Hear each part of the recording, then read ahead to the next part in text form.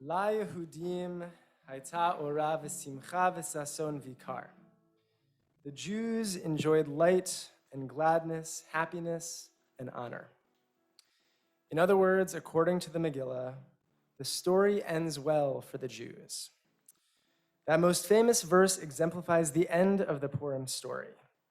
A wicked man schemes to murder the Jews of Persia, and just when we think the worst will happen, B'na'afochu, the opposite occurs, and the Jews of Shushan rejoice. It's kind of a bummer when we realize that the Purim story probably didn't happen. I don't mean to say it definitely didn't happen. Many Jews believe that it happened, but the Megillah is so literary and so fantastical that many scholars believe that even its original audience understood it as a farce, a kind of ancient Jewish revenge fantasy. The idea of a Jewish minority anywhere in the ancient world violently prevailing over the majority population is not only uncomfortable for us as readers, but also pretty fanciful. And it is precisely because of this, because the Esther tale may never have happened, that Purim is an indispensable feature of Jewish life.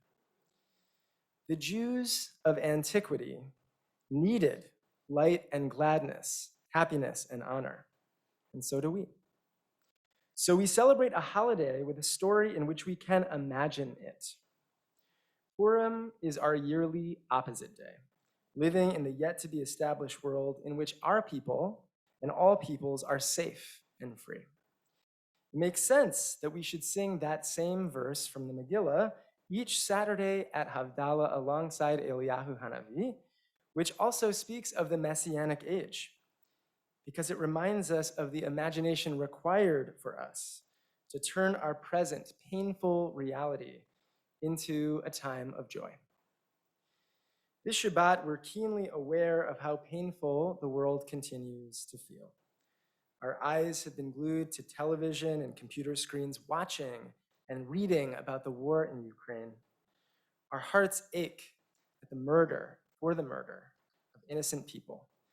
And our heads spin, wondering where the violent impulses of Putin's government will direct them next. As we frequently say on Shabbat and at other holidays throughout the year, it may not feel intuitive for us to rejoice right now, given how increasingly terrifying the world feels. But that's precisely why we must, not just to take a break, in fact, not to take a break from it at all, but to give ourselves the space to imagine something better. The strength of Purim has always been its emphasis on imagining what is yet to be. In the Talmud, we read that in the Messianic age of the future, when most Jewish holidays become obsolete, Purim will still be celebrated. Perhaps it is in Purim's spirit of imagining that the rabbis understood it to be fitting for the world to come. Now, it can be hard to enter the realm of imagination, and for this reason, somewhat questionably, our rabbis suggest that we might as well get drunk to help get us there. Many of you already know, and I think many of you have already done so in the lobby just before services, many of you know that on Purim, the Talmudic sages advise us to get so drunk that we can't tell the difference between the phrases, "Blessed be Mordechai" and "Cursed be Haman." Saw that coming. Thank you, Cantor Breitzer. That the boundary between enemies and friends should become blurry. But people forget that the reason why we do that is to have a taste of what will one day be. B'na'afochu yet again, a time when there will be no more adversaries of the Jewish people and when the world will again, or perhaps for the very first time, be at peace. Unfortunately, even if it's good for the Jews, the Purim tale itself isn't especially peaceful. The climax of the Megillah comes when the gallows that Haman, okay, we're just going to keep doing that, erects for hanging Mordechai is used to hang Haman instead. Still, there may be something hidden in this violent motif that pushes us closer to a world of peace that we can imagine. According to the Sfat Emet, the great Hasidic sage of the 19th century. The presence of that gallows in the Megillah represents more than merely the topsy-turvy world in which Jews are improbably victorious. For him, the reversals of the Purim story are a harbinger of the world to come. In the Megillah, we read that the gallows that man prepared was 50 cubits high. And the Sfat Emet notes that 50 is one more than 49, which is actually true. And he teaches that 49 is Talmudically the number that corresponds to the human realm, since it is the number of arguments that a rabbi can theoretically make either way to determine if something is pure or impure. But 50, being one higher than 49, is a number that symbolizes an experience higher than purity or impurity in the physical realm. 50, in his view, represents a realm in which there is only purity, a time when goodness prevails in the world. In other words, 50 is a number representing the world to come. And therefore, there's something within that man's gallows that has a taste of a world redeemed. It's morbid, it's kind of weird, it's kind of disturbing for us. That gallows is the ultimate detail we typically leave out when we tell our children the Purim story. Still, according to this teaching, the gallows here represents a time when gallows will never again appear on earth, and when the light of Torah will pervade on earth. In the future, we might actually forget the difference between our friends and our foes. None of us has actually ever lived in that world, but this is our season of imagining it. It is reasonable that we are presently afraid about the state of the world.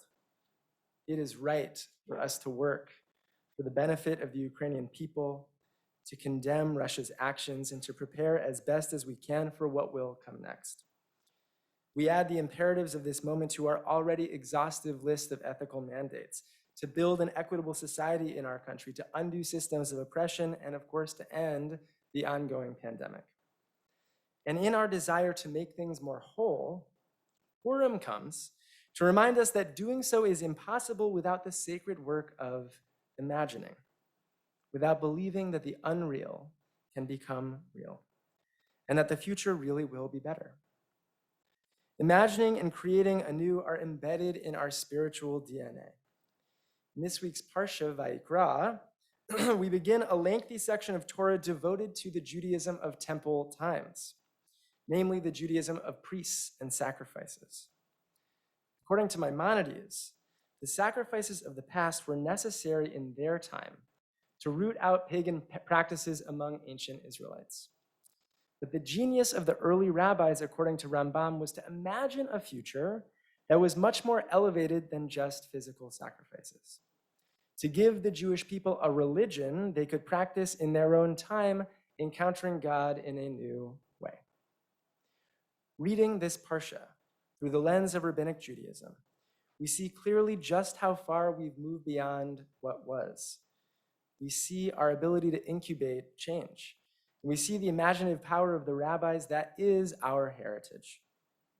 It was the rabbis who insisted that Purim be celebrated among the Jews of the world, that the Megillah should be included in our Bible and read publicly every year. And it's the Megillah that inspires us to dream up something better, which we can then enact. It really doesn't matter so much that the story is a farce, because when we realize that this is so, we recognize that imagining itself is so important. And from our imagining, from our dreaming, flows our ability to make things real. La'ihudim haita ora, v'simcha v'sason vikar, ken tihiyeh lanu. So may it be for us. Shabbat shalom.